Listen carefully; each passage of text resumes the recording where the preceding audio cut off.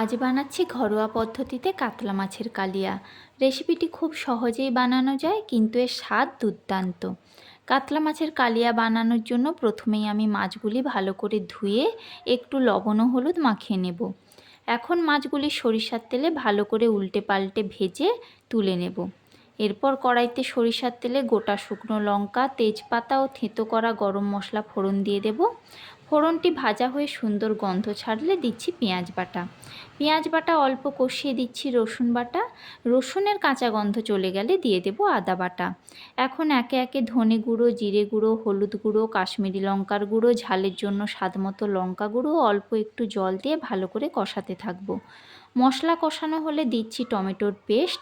আবার একটু কষিয়ে দিচ্ছি স্বাদমতো লবণ, চিনি ও ফেটানো টক দই।